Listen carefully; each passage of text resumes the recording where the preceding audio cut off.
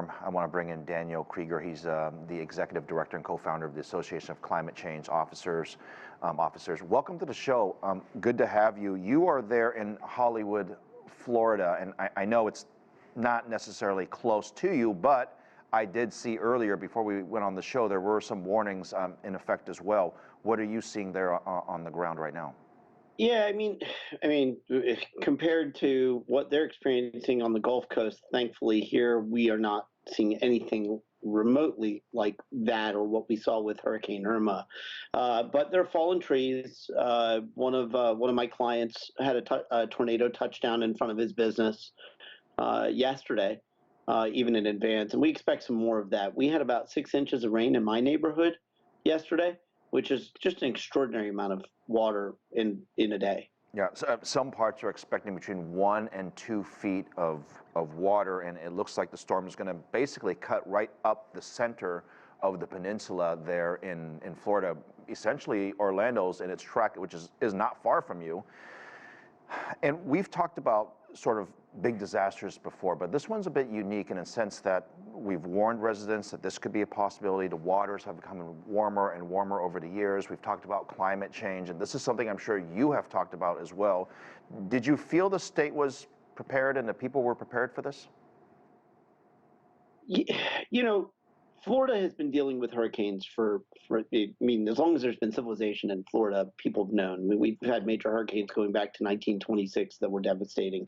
And for people who've lived here for more than a few years, they're used to it. But Florida is also a transient place. We have so many people who are here from somewhere else that may not have been through a hurricane. And those are the ones that I think we don't get the reactions from. They don't quite understand it. And then there's another group of people who maybe went into panic mode for a hurricane that was coming that didn't come. And then they decide, well, the juice wasn't worth the squeeze, and they don't want to do that again. But what was really difficult about this one was really how quickly it came together and how quickly it went from a tropical storm to a devastating Category 4, almost Category 5 hurricane, with a storm surge that was so significant that the National Hurricane Center didn't even have a color code for it and had to introduce a new color code. This is the kind of change in magnitude and severity that we're now dealing with, and it's tough for people to prepare for that. Governor DeSantis spoke earlier prior to the storm making landfall, saying that there were significant assets and resources both locally and from outside the state of Florida. In addition, he had a phone call with President Biden to make sure that the resources of the federal government were available to assist those that need it the most post-disaster.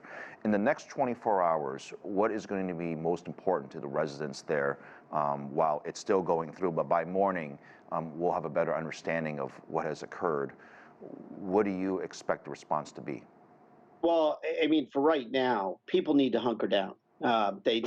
There's this sort of lull at times that happens in these storms where people think, oh, it's fairly quiet. Let me, kind of go outside and wander around and see what's going on. They're not in the clear. This is a weird storm in the direction that it's hitting, in that a lot of the impact now is going to happen on the back end as it's coming through. A lot of times with these storms, the worst part of it is kind of on the front half of it.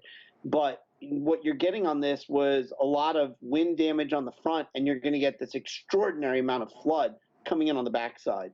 So the first thing is really people hunkering down. There's no amount of resources here that's going to be enough. Let me be very clear. We're talking about tens of billions of dollars of damage. People are not going to be made whole. There's just not enough money to go around. And I went through this with my parents with Hurricane Irma. They got 30 cents on the dollar after 4 feet of water invaded their home and 73 other villas in the complex that they lived in. There's just not enough. This isn't the core of the topic, but since you brought it up, I'm thinking as business owners, as homeowners, as residents, we all buy insurance for days like this. We all buy some sort of level of protection. How much is that going to help the residents there in Florida? Well, if people had good insurance coverage and they knew what coverage they were getting, that might help some. It takes a long time for this to get through. My parents had the insurance coverage, 30 cents on the dollar. Other people in the complex had the exact same exposure and had different coverage plans that were written incidentally the same but interpreted differently or written differently but shouldn't have been. So you had a situation where half of the units in the complex had full coverage and half of them had partial coverage, but they all should have had the same coverage by National Flood Insurance NFIP policy guidelines, and yet they didn't. There's a resource issue.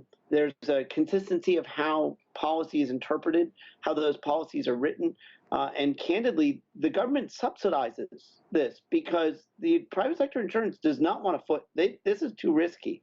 These areas, much like we see after Hurricane Andrew, private sector decided we don't want wind insurance in Florida. The state actually now carries that burden.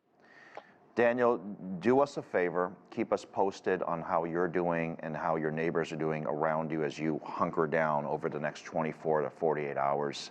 And this is just a reminder of how fragile, I guess, our lives are, especially when you compare it to Mother Nature. Thank you.